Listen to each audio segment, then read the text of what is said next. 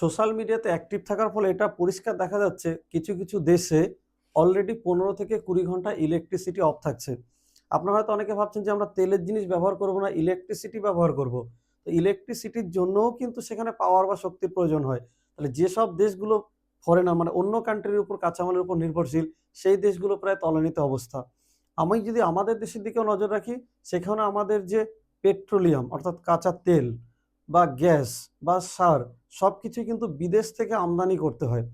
দেশে যে যুদ্ধকালীন পরিস্থিতি তৈরি হয়েছে মধ্যপ্রাচ্যের দেশে, তাতে একের পর এক কিন্তু ঘাটতি আমাদের দেশে দেখা দিচ্ছে।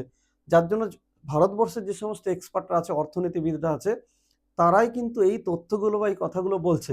এখন থেকে যদি আমরা একটু সচেতন না হই, তাহলে যারা মধ্যবিত্ত বা গরিব আছে, বিশেষ করে যেসব কান্ট্রিগুলো একদম উন্নত নয়, আবার একদম অনুন্নত নয়, মাঝামাঝি আছে, সেই সব দেশে সবথেকে সমস্যা বেশি হবে, যেমন ঠিক আমাদের ভারতবর্ষ।